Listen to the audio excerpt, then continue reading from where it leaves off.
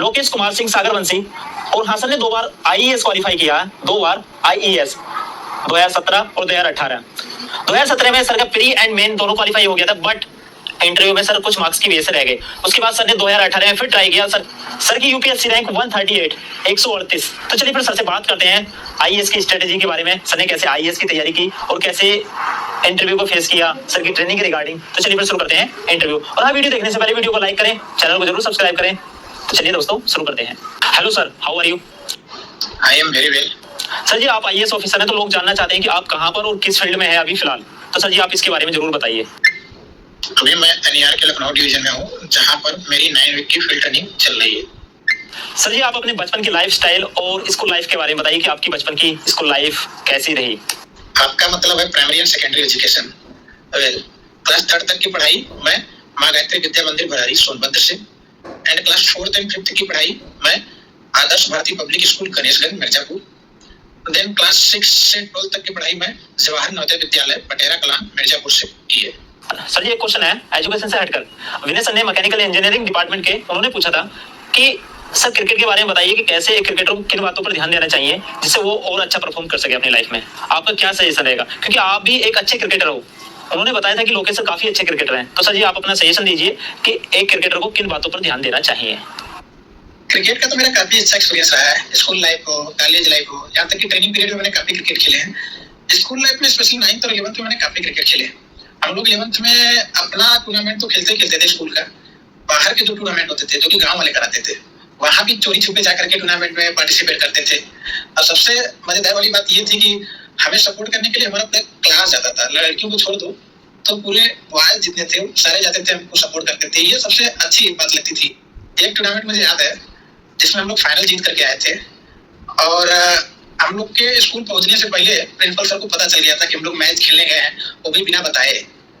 तो principal sir ने हमें डांटा तो डांटा ही, फिर उन्होंने हमें ये मतलब चॉइस दिया, या तो तुम ट्रॉफी जो जीते वो स्कूल को दे दो, या तो तुम्हें मतलब कि 1 हफ्ते के लिए घर भेज दिया जाए। तो लड़के तो सोच ही रहे थे कि यार 1 हफ्ते का छुट्टी मिल जाए तो अच्छा ही है। तो लड़कों ने क्या किया कि ट्रॉफी तो नहीं दिया, घर जाने का प्लान को एक्सेप्ट कर लिया। लेकिन सबसे बुरी बात ये लगती थी जब गार्जियन आते थे नवोदय विद्यालय में। सबसे बड़ा डर आता था गार्जियन का, गार्जियन के सामने हमें डांटेंगे तो कैसा लगेगा। लेकिन उस समय माहौल ऐसा बन गया था कि हम ट्रॉफी दे भी नहीं सकते थे, और हम ये भी सोच रहे थे कि हमें घर न जाना पड़े, गार्जियन को ना पता चले। लेकिन अंतिम में हमारे प्रिंसिपल सर नहीं माने, अंतिम में सारे गार्जियन को बुलाए और पूरे बैच को 1 हफ्ते के लिए घर भेज दिया। तो नवोदय विद्यालय में क्रिकेट का तो काफी मतलब कि मजे वाला पीरियड बीता है हम लोग का। स्पेशली वैसी लाइफ तो मुझे नहीं लगता कि दोबारा कभी मिलेगी, नवोदय वाली लाइफ। क्रिकेट का इतना जुनून था कि जैसे कभी कभी क्या होता था कि कभी कभी ज्यादा क्रिकेट खेल लेते थे, तो अगले दिन ये सोचते थे कि आज नहीं जाएंगे क्रिकेट खेलने, चाहे कुछ हो जाए।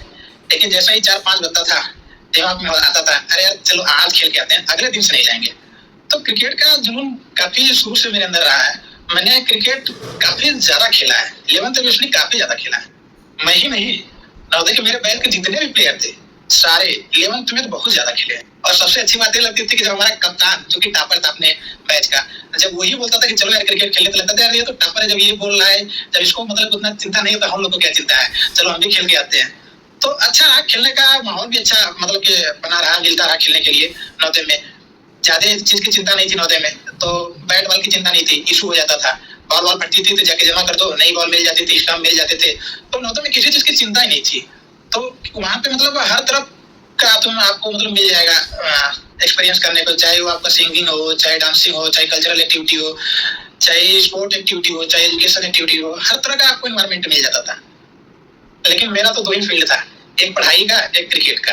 तो मतलब पढ़ाई के साथ साथ जो मैं अपना टाइम बचता था वो क्रिकेट में देता, और अदर एक्टिविटी में कम, क्रिकेट और पढ़ाई में ज्यादा। रही बात कॉलेज की, तो कॉलेज में भी हमने काफी मैच खेले, सेकेंड ईयर से लेकर फाइनल ईयर तक। उसमें भी हमारे मतलब जब कॉलेज का टूर्नामेंट होता था तो हमने प्रैक्टिस मैच ही इतना खेलते थे कि जो मेन मैच का जो नंबर होता था वो कम हो जाता था। प्रैक्टिस मैच काफी ज्यादा खेलते थे हम लोग। मतलब ये मतलब दिमाग में लगा के चलते थे कि हमको अगर मैच जीतना है तो प्रैक्टिस मैच खेलना पड़ेगा। तो 8 टीमें होती थी, तो यहाँ तक कि चारों टीमें एक ही समय में 4 पिच पे बना करके खेलती थी। तो कॉलेज में भी मैंने काफी मैच खेले हैं। यहाँ तक कि 3rd ईयर में जब मैं था तो उस समय मैं अपने राजकीय प्रीमियर लीग का हाईएस्ट स्कोरर था। और सबसे इंटरेस्टिंग बात यह है कि कॉलेज में हमने कभी भी फाइनल नहीं जीता। वो जैसे साउथ अफ्रीका वाली टीम नहीं थी, सेमीफाइनल तक पहुंचती थी, सेमीफाइनल के ऊपर नहीं पहुंच पाती थी, जो कि हमारे कैप्टन रवि सर थे, मैब्रिक टीम नाम था हमारे टीम का। तो जब तक रवि सर टीम के कैप्टन थे तब तक एक मतलब फाइनल नहीं जीते, सेमीफाइनल तो हमने हर बार सेमीफाइनल जाकर के लौट आते थे। लेकिन शायद बाद में पता चला कि जब लोग निकल आए तो मैब्रिक टीम फाइनल जीत गई थी फाइनली। तो कॉलेज लाइफ में भी हमने काफी क्रिकेट खेले हैं। मेरी टीम में काफी अच्छे अच्छे प्लेयर थे, रवि हो गया, आलोक हो गया, अभिषेक हो गया, ये सब काफी मतलब के जाने माने प्लेयर थे अपने टीम के क्या अपने कॉलेज के अच्छे खासे प्लेयर थे। लेकिन हाँ, क्रिकेट के साथ साथ मैंने पढ़ाई पर मेन फोकस तो मतलब पढ़ाई पर रहता था। क्रिकेट था, लेकिन ऐसा नहीं कि क्रिकेट के चलते मैं पढ़ाई को साइड कर दूं। पढ़ाई को मेन एम बना करके क्रिकेट खेलता था। रही बात सजेशन की, तो मैं यही सजेशन दूंगा कि आप खेलो, जितना मन है उतना खेलो, लेकिन आप ये दिमाग में रखो कि मेरा मेन एम क्या है। मैं कॉलेज में मेन पर्पस किस लिए आया हूँ, कॉलेज में पढ़ाई के लिए आया हूँ। तो आप पढ़ाई के साथ साथ क्रिकेट खेलो, लेकिन इतना भी ना खेल लो कि उस क्रिकेट के चलते आपका पढ़ाई डिस्टर्ब हो। तो पढ़ाई करते हुए क्रिकेट खेलो, क्योंकि अल्टीमेटली आपका करियर आपके एजुकेशन से ही है, आपके पढ़ाई से ही है। कुछ लोग हैं जो कि अपना बना लेते हैं करियर क्रिकेट में, लेकिन सभी लोग नहीं बना पाते हैं। तो आपको अपनी पढ़ाई पर मेन कंसंट्रेशन करना है। क्रिकेट तो एक आपकी हॉबी है, तो हॉबी बोलो तो पैशन, उसको प्रोफेशन में कन्वर्ट अगर कर सकते हैं तो कर लीजिए, अच्छी बात है। लेकिन अगर नहीं कर पा रहे हैं तो उसको हॉबी रहने दीजिए। आप अपना मेन फोकस पढ़ाई पे ही दीजिए, क्योंकि जहां भी आप किसी भी जॉब के लिए जाओगे तो आपका एजुकेशनल बैकग्राउंड देखते हैं, आपका हॉबी उस पर जरूर है, लेकिन उसको इतना महत्व नहीं देते हैं कि उसके चलते आपको सिलेक्शन मिल जाए। तो मेन ये आप अपने एजुकेशन पे दीजिए, उसके साथ साथ क्रिकेट खेलिए, कोई दिक्कत नहीं है, खेलना तो जरूरी है, क्योंकि हेल्थ के लिए खेलना बहुत जरूरी है।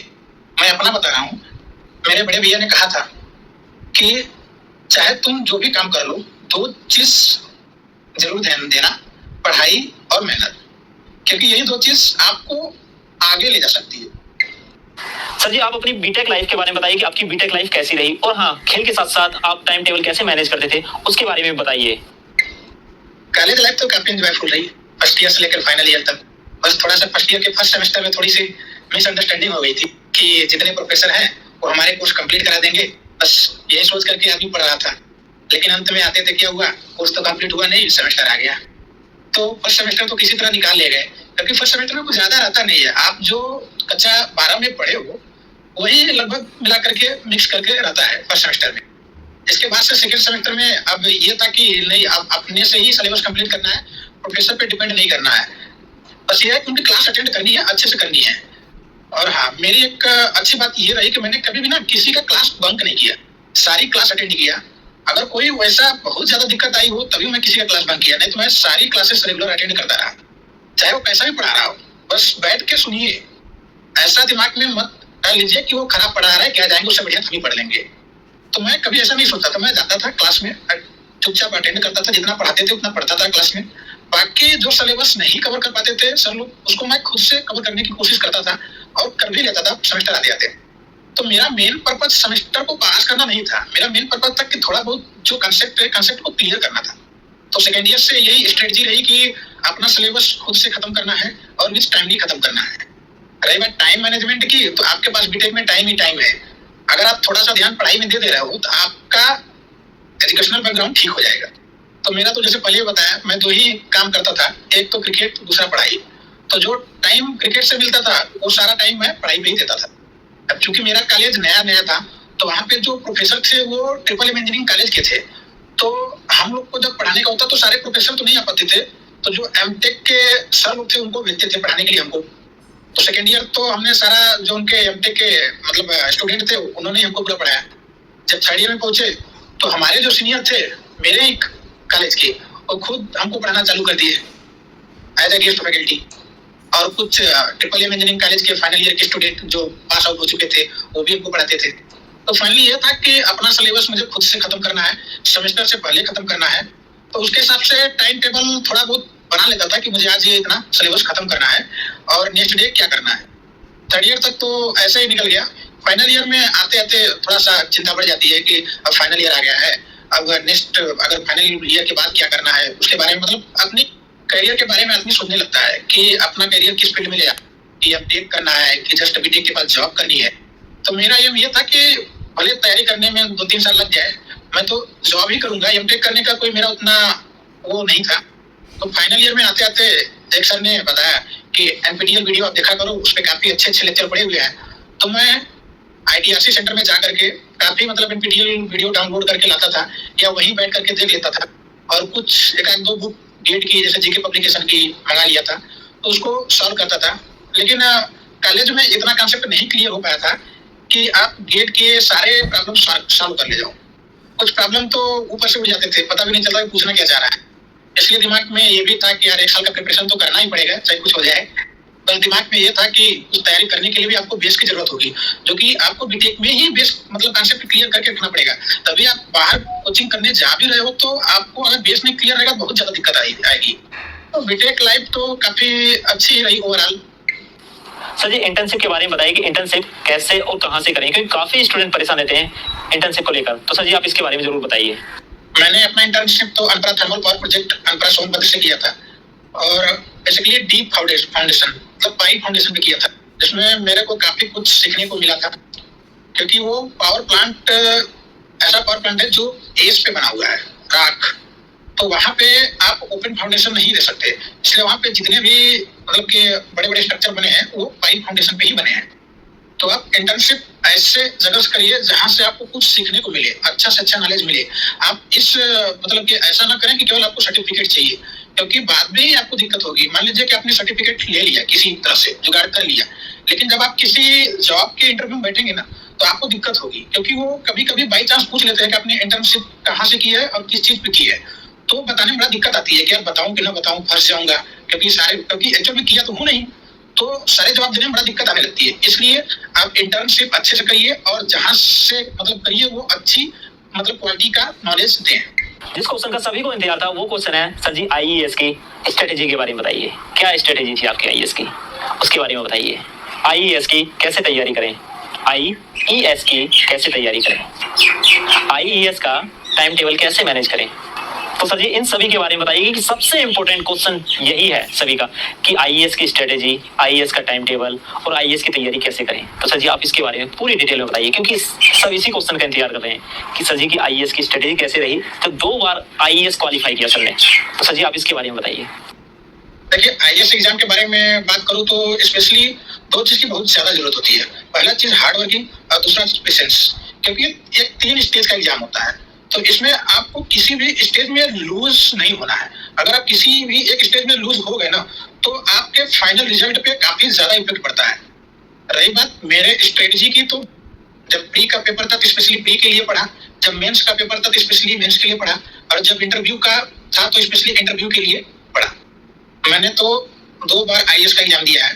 फर्स्ट बार में तो इंटरव्यू तक गया था, लेकिन इंटरव्यू में मतलब फाइनली सिलेक्शन नहीं हुआ।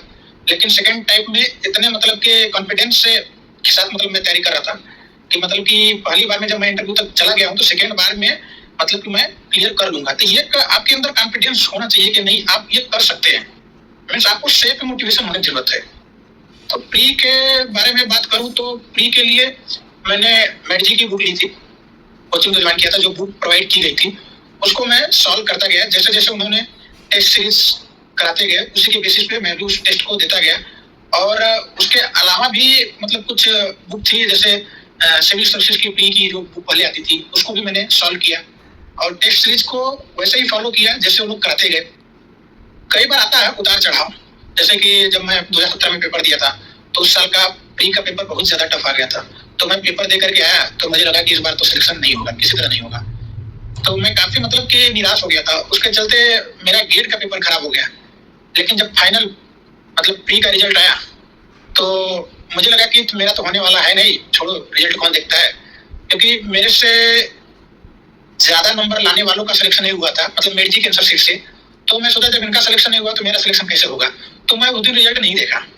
तब फिर नेक्स्ट दिन मैं सोचा कि अच्छा देख लेता हूँ। तो जब मैं रोल नंबर एक नंबर डाल करके चेक किया कि बेटा लगता है 1 नंबर डालो, अच्छा मैच किया कि नहीं, मैच किया, चलो अच्छा ठीक है। तो इस तरह से डालता गया। तो जब लास्ट का डिजिट बचा तो ऑटोमेटिक शो करने लगता है, एक ही फाइनल शो करता है।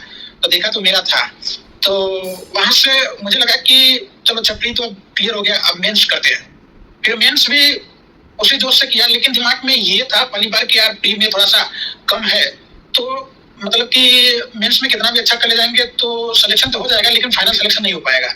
यही चीज मेरे को फर्स्ट बार में दिक्कत कर गई, क्योंकि अगर दिमाग में ये सोच करके मैं एग्जाम देता कि चलो अच्छा प्री खराब हुआ है, लेकिन सारा चीज मेंस पे डिपेंडेंट है, अगर मैं मेंस अच्छा कर ले गया तो मेरा फाइनल सिलेक्शन हो जाएगा। लेकिन मेरे दिमाग में ये आ गया कि यार प्री तो खराब ही गया है, तो बाउंड्री पे है, मेंस कितना भी अच्छा कर लेंगे तो नहीं हो पाएगा। फिर भी मैं करता रहा, तो जब मेंस दे करके आया तो फिर मैं ये सोचा कि सिलेक्शन मतलब कि दिमाग में ये था कि पता नहीं होगा कि नहीं होगा, क्योंकि आप पूरे कॉन्फिडेंस से नहीं बोल सकते हैं कि यूपीएससी में सिलेक्शन हो जाएगा कि नहीं होगा। लेकिन जब फाइनल रिजल्ट आया तब देखा कि मेंस में मेरा रोल नंबर मैच कर रहा है, तो फिर खुशी हुई। फिर इंटरव्यू के लिए तैयारी किया। इंटरव्यू के लिए तो काफी जोश से कि चलो अच्छा किसी तरह यहाँ तक पहुंचे तो इंटरव्यू में भी काफी अच्छा करेंगे, मतलब कि उधर का रिकवरी इंटरव्यू से करेंगे। तो इंटरव्यू का मैंने काफी पढ़ा, फिर इंटरव्यू दिया। इंटरव्यू में काफी अच्छे मार्क्स आए थे, 120 मार्क्स थे, लेकिन फाइनली सिलेक्शन नहीं हो पाया, क्योंकि वो जो मेरा मेंस का मार्क्स आ गया था ना, वो मेरे को कम कर दिया। इसके बाद बहुत ज्यादा मतलब जब फाइनल रिजल्ट आया तो सिलेक्शन नहीं हुआ तो आदमी सदमे में हो जाता है। मैं खुद मतलब मेरे दोस्त का 2 दोस्त थे, मतलब 2 दोस्त का तो हो गया था, सिर्फ मेरा ही नहीं हुआ था, तो मुझे कुछ ज्यादा मतलब कि उस समय 1-2 दिन के लिए तो डिमोटिवेट हो गया था।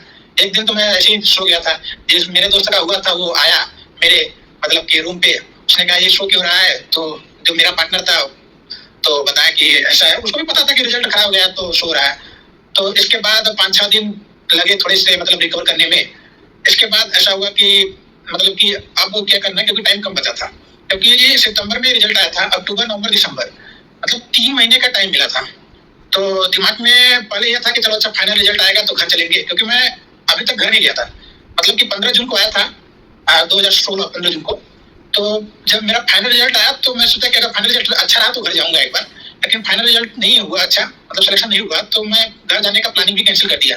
फिर दिमाग में ये आया कि घर अब तभी जाऊंगा जब मेरा किसी एक में सिलेक्शन हो जाएगा, चाहे आईएएस में चाहे जूनियर इंजीनियर में, मतलब कोई एक सिलेक्शन लेके ही जाऊंगा। फिर से मैं अपना प्री का चालू किया। तो 1 महीने में तो मैंने प्री का जितना मतलब कि सिलेबस था सारा एक बार खत्म कर लिया था।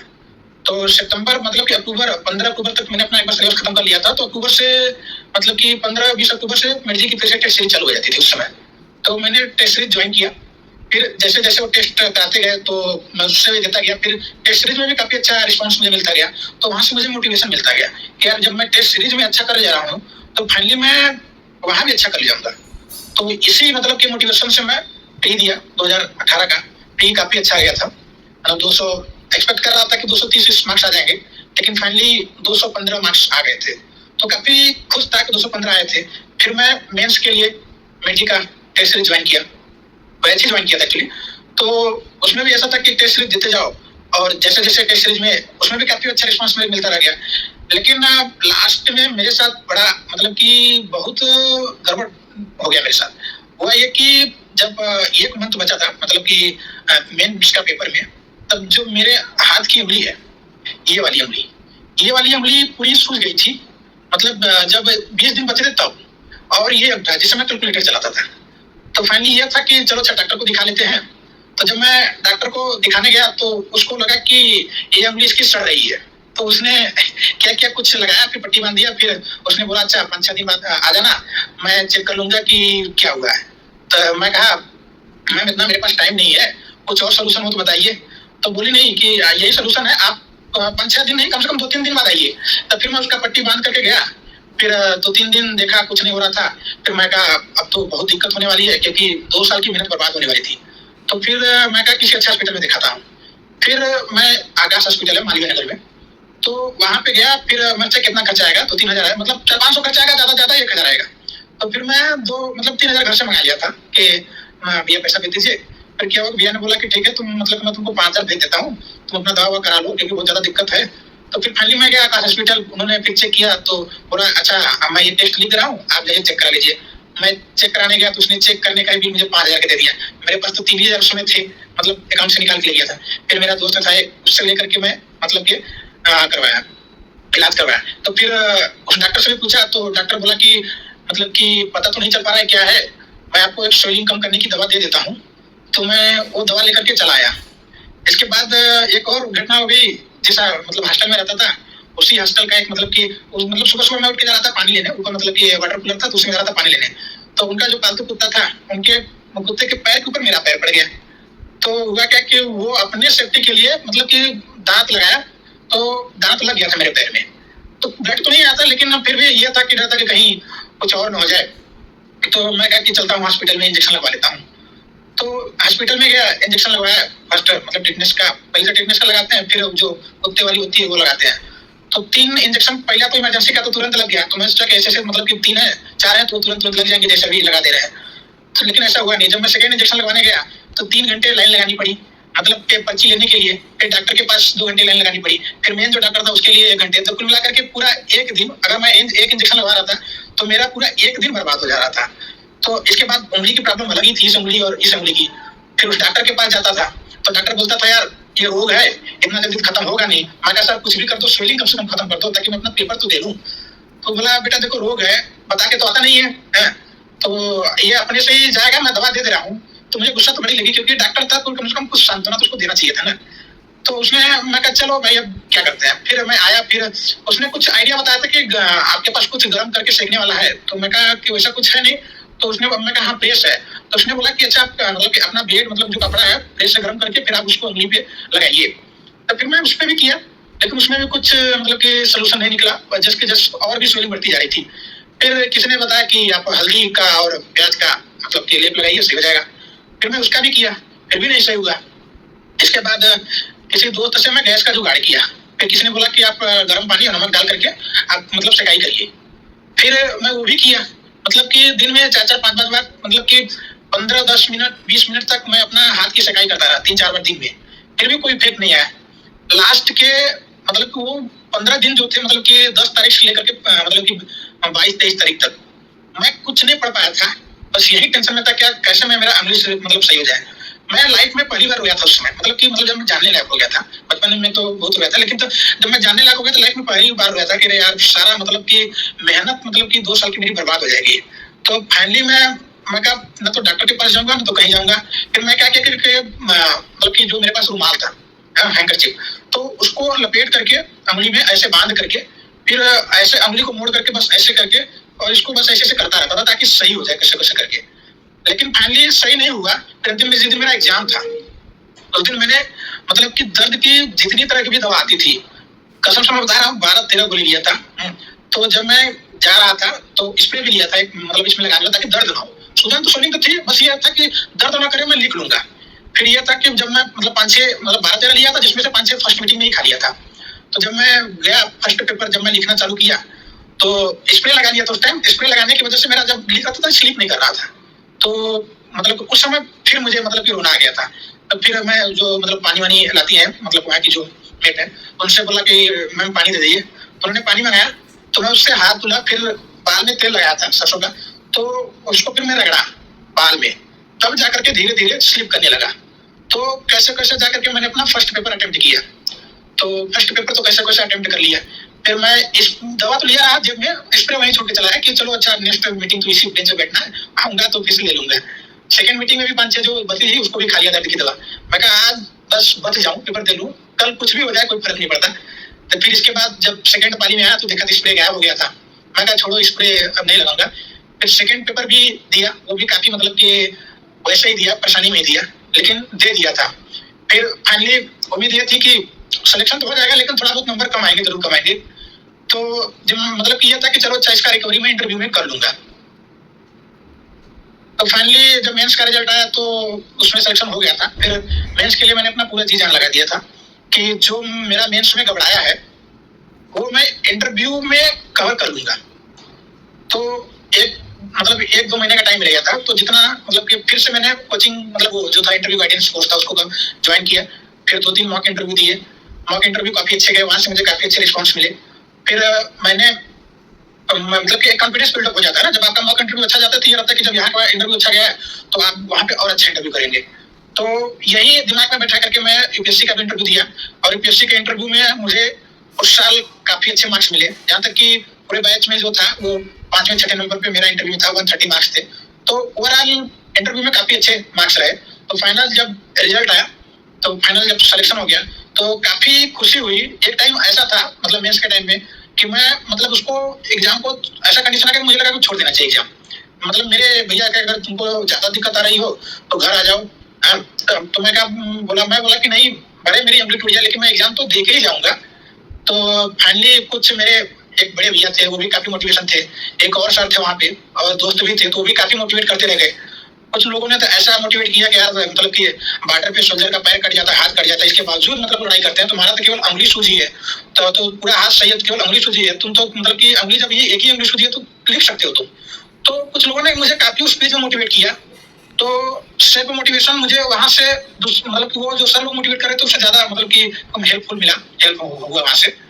तो काफी मतलब कि दिक्कत आई, लेकिन जब फाइनल सिलेक्शन हुआ तो फिर वो जो पुराने दिन थे दिक्कत वाली, वो सब याद करके मुझे काफी मतलब कि रोना तो आता ही है, लेकिन अच्छा भी महसूस होता है कि उसमें लग रहा था कि अगर मैं छोड़ देता तो मैं आज यहाँ ना होता।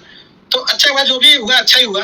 अब जो मतलब घट चुका तो उसके बारे में सोचने से कोई अच्छा मतलब कि ज्यादा फायदा है नहीं, इसलिए मतलब फाइनली मैं इसी बात से खुशी था कि मेरा कम से कम फाइनल सिलेक्शन तो हो गया, चाहे जो भी डिपार्टमेंट मिले, मतलब ये था कि कम से कम सिलेक्शन तो हो गया, एक जॉब तो सिक्योर हो गई। तो ये मेरी मतलब की पूरी जर्नी रही 2 साल की। फाइनली मैं मतलब कि 2 साल से घर नहीं गया था, फिर जब मेरा फाइनल सिलेक्शन हुआ तो मैं घर फोन किया कि मैं अब आ रहा हूँ, तो भैया भी बोले कि चलो अच्छा अब आ जाओ। तो मतलब काफी अच्छा लगा, मतलब कि लास्ट में जब सिलेक्शन होकर के घर गया था। सर जी, आईईएस के इंटरव्यू के बारे में बताइए कि आईईएस का इंटरव्यू कैसे फेस करें, कैसे आईईएस के डर को निकालें, और हाँ आप अपने एक्सपीरियंस के अकॉर्डिंग बताइए कि आपसे कैसे क्वेश्चन पूछे गए थे आईईएस के इंटरव्यू में, क्योंकि सर जी ये काफी अहम क्वेश्चन है, क्योंकि प्री और मेन क्वालिफाई करने के बाद में कुछ स्टूडेंट इंटरव्यू में निकाले जाते हैं, क्योंकि इंटरव्यू उनको लगता है कि काफी डिफिकल्ट है, किस तरह के क्वेश्चन पूछे जाएंगे, कैसे क्वेश्चन होंगे, मतलब इंटरव्यू से बहुत ज्यादा डर जाते हैं। तो इस वजह से सर जी आईईएस के इंटरव्यू को कैसे फेस करें, आप अपना एक्सपीरियंस बताइए। इंटरव्यू की बात करें तो मैंने तो 2 बार इंटरव्यू दिया है, 2017 और 2018। दोनों ईयर के मेरे इंटरव्यू काफी अच्छे रहे। 2017 में 120 मार्क्स थे और 2018 में 130 मार्क्स थे। तो इंटरव्यू तो मेरा दोनों साल का काफी अच्छा रहा है। तो इंटरव्यू में जो क्वेश्चन पूछे जाते हैं वो बेसिकली आपके नॉलेज चेक करने के लिए नहीं, आपका पर्सनालिटी चेक करने के लिए किए जाते हैं।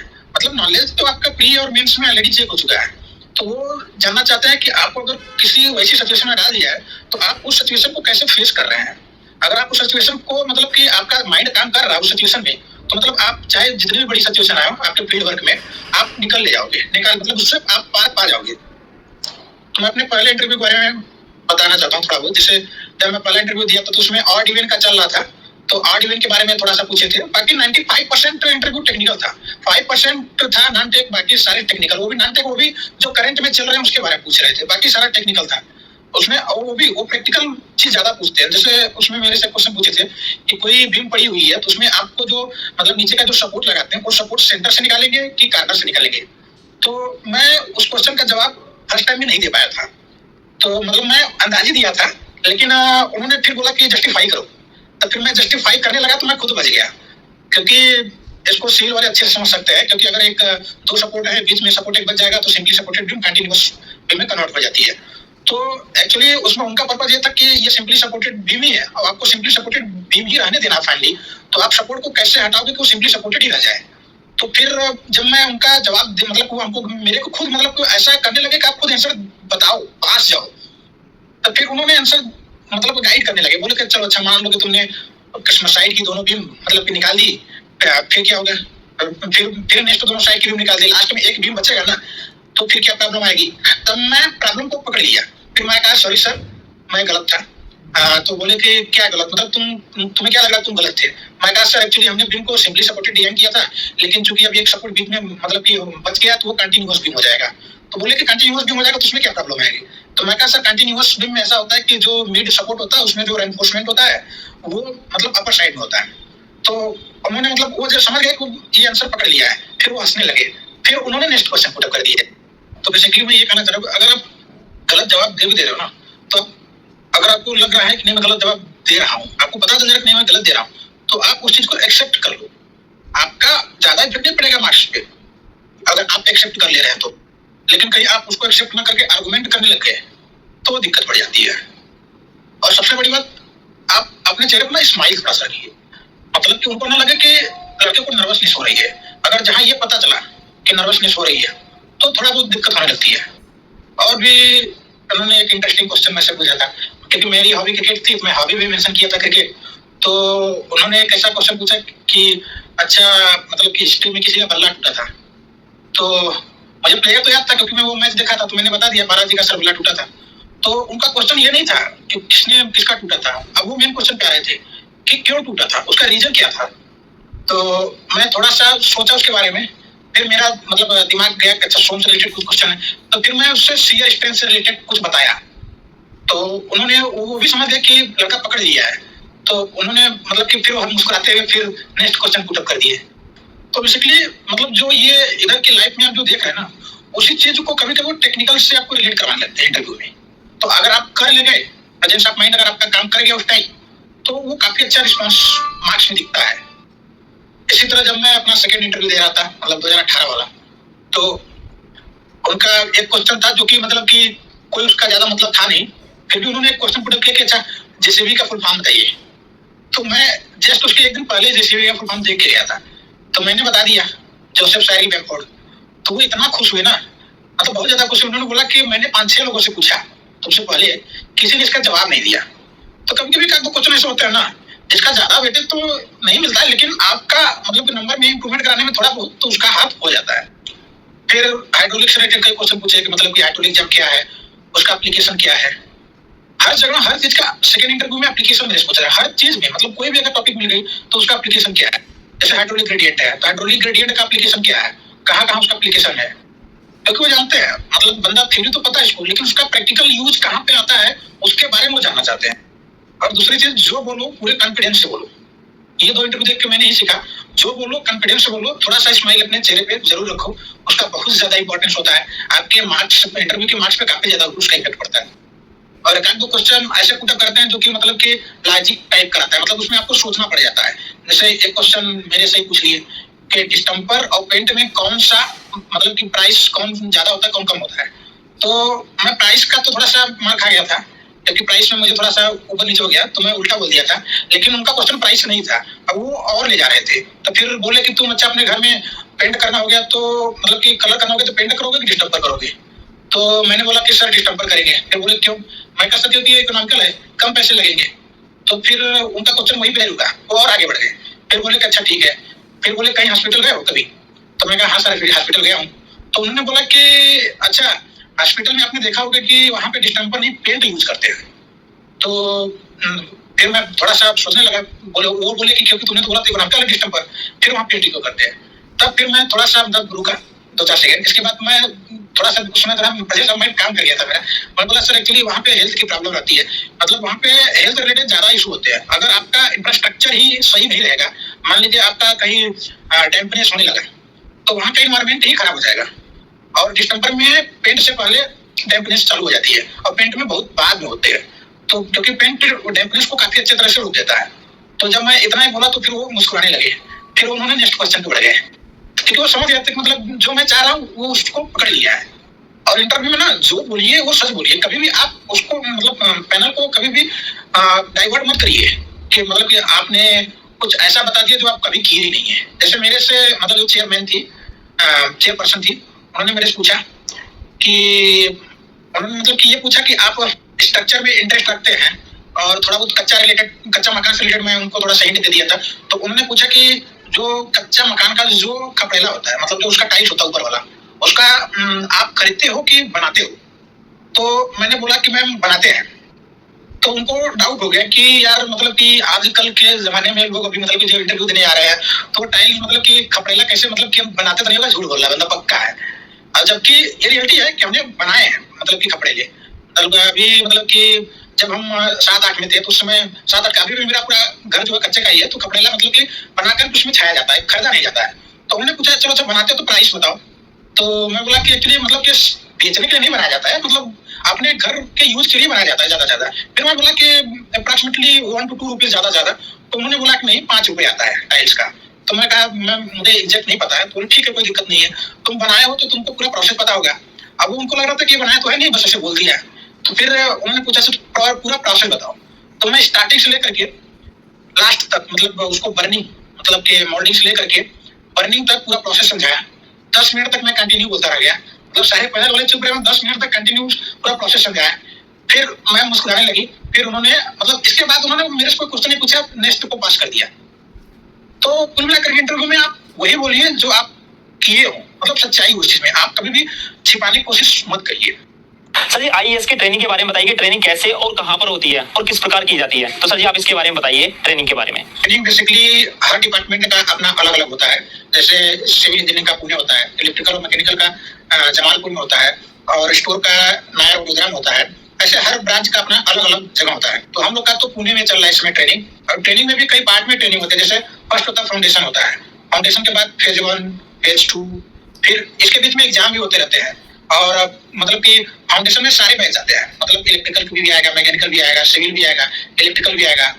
तो यहाँ पे फाउंडेशन में हमें मतलब कि सारे डिपार्टमेंट के बारे में थोड़ा थोड़ा पढ़ाया जाता है, ताकि एक बेसिक कंसेप्ट मतलब जनरेट हो जाए हर डिपार्टमेंट के बारे में थोड़ा थोड़ा, ताकि आप जब भी फील्ड में जाओ तो दूसरे डिपार्टमेंट के बारे में भी थोड़ा सा आपको समझ हो। फाउंडेशन के बाद फेज 1 होता है, जिसमें मैं अपने मतलब कि डिपार्टमेंट, जैसे हम लोग सिविल के हैं तो सिविल के बारे में पूरा पढ़ाया जाता है कि ट्रैक को कैसे बनाया जाता है, कैसे मेंटेन किया जाता है, कोई नया ट्रैक कैसे बनाना है, तो उससे रिलेटेड पढ़ाया जाता है। फिर उसका एग्जाम वहाँ होता है। इसके बाद वो जो थ्योरी पढ़ाई गई है उसी चीज को फील्ड में मतलब कि देखने के लिए, प्रैक्टिकल नॉलेज के लिए हम फील्ड लग जाता है। मतलब इसके बाद फिर से फेज 2 के लिए मतलब बुला लिया जाता है। फिर फेज 2 कराने के बाद फिर से फील्ड ट्रेनिंग पे जो पढ़ाया गया उसी को प्रैक्टिकल नॉलेज के लिए फिर से फील्ड ट्रेनिंग पे भेजा जाता है। फिर लास्ट में पोस्टिंग एग्जाम और पोस्टिंग इंटरव्यू होता है। इसके बाद आपको मतलब जोन अलॉट होता है। जोन वो भी आपके यूपीएससी के रैंक के हिसाब से अलॉट होता है। यूपीएससी का जो मार्क्स है उसी के बेसिस पे जोन अलॉट होता है। लेकिन जो ट्रेनिंग का मार्क्स है, ट्रेनिंग का मार्क्स प्लस यूपीएससी का मार्क्स दोनों मिला करके आपकी सीनियरिटी डिसाइड करके, जो मतलब फ्यूचर में जब आपका प्रमोशन होगा तो प्रमोशन यूपीएससी का मार्क्स प्लस ट्रेनिंग का मार्क्स दोनों मिला करके आप अपने बैच में कितने ऊपर हो उसके बेसिस पे आपको प्रमोशन मतलब प्रमोट किया जाता है। तो ट्रेनिंग पूरे सर्विस के ऐसा मुझे लगता है कि सबसे मतलब कि एंजॉयफुल पीरियड है, सबसे बेस्ट पीरियड है। और ये ट्रेनिंग मतलब 1.5 साल की होती है, 78 वीक की, 78 वीक की। इस मतलब कि 78 वीक में हमें सारा चीज रेलवे के बारे में अपने डिपार्टमेंट से रिलेटेड जितना है सारा चीज पढ़ा भी दिया जाता है, प्रैक्टिकल भी करा दिया जाता है।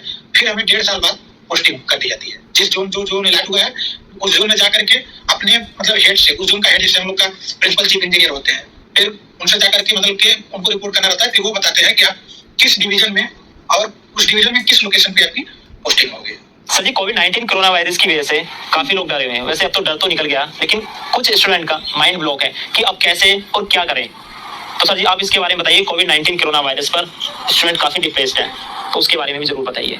कोरोना वायरस से डरने की जरूरत नहीं है, बस इससे सावधानी बरतने की जरूरत है। जैसा कि गवर्नमेंट का मतलब के इंस्ट्रक्शन है कि ज्यादा भीड़ भाड़ इलाके में न जाएं और एक सोशल डिस्टेंसिंग बना के काम करें।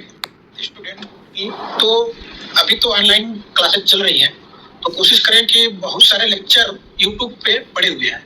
अगर आपको क्लासेस भी नहीं चल रही है तो आप यूट्यूब से काफी अच्छे अच्छे लेक्चर पढ़ सकते हैं अपने कोर्स कंटेंट के रिगार्डिंग। इसमें डिप्रेस होने की कोई जरूरत नहीं है।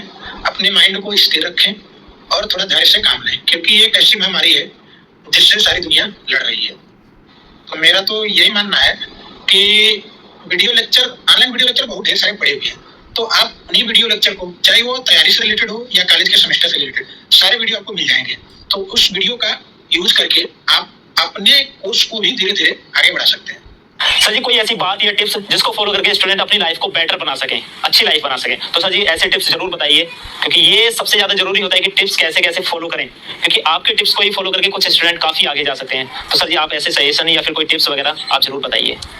देखिए, सक्सेसफुल लाइफ बनाने के लिए कोई शॉर्टकट तरीका नहीं है। इसके लिए आपको एक कंटिन्यूअस वर्क की जरूरत है, चाहे उसको आप स्मार्ट वर्क कर लीजिए चाहे हार्ड वर्क। तो सभी लोग एक जैसे नहीं है, तो किसी को हार्ड वर्क करने की जरूरत पड़ जाती है, किसी को स्मार्ट वर्क करने की जरूरत पड़ती है। जो बहुत तेज होते हैं वो मतलब किसी का होता है ना, जैसे दिमाग बहुत तेज है तो वो जल्दी से गेन कर लेते हैं, और कुछ लोग होते हैं तो उसी चीज को थोड़ा समय लेते हैं। तो ऐसा नहीं कि उनको नहीं आएगा, आएगा, लेकिन थोड़ी देर में, थोड़ी उनको हार्ड वर्क करने की जरूरत है। तो आप ऐसी परिस्थितियों में कभी निराश मत होइए, आपको आएगा, लेकिन आपको थोड़ा सा हार्ड वर्क करने की जरूरत है। मेरा भी यही केस है, मेरे को जल्दी नहीं समझ आता है, लेकिन आता है थोड़ी देर बाद, थोड़ा सा वर्क करने के बाद आ जाता है। ऐसा भी नहीं नहीं आता है। तो आप अपने आप को किसी से कंपेयर मत करिए, आपकी अपनी कैपेबिलिटी क्या है आप उस पर मतलब ध्यान दीजिए। और सबसे बड़ी बात सेल्फ मोटिवेट होने की है। अगर कोई दूसरा मोटिवेट करता है तो वो 2 दिन 4 दिन मैक्सिमम 1 हफ्ता, इससे ज्यादा नहीं रहता है। लेकिन जब आप सेल्फ मोटिवेट होते हैं ना, तो वो आपको एक ऐसे मतलब के डायरेक्शन पे ले जाता है जो कि आपको श्योर है कि सफलता सक्सेस जरूर मिलती है। सर जी YouTube चैनल को सब्सक्राइब के लिए बोल दीजिए कि YouTube चैनल को सब्सक्राइब करें। और फाइनली यही कहूंगा कि इस YouTube चैनल को आप सब्सक्राइब कर लीजिए, आपको और अच्छे मोटिवेटिंग वीडियो मिलते रहेंगे।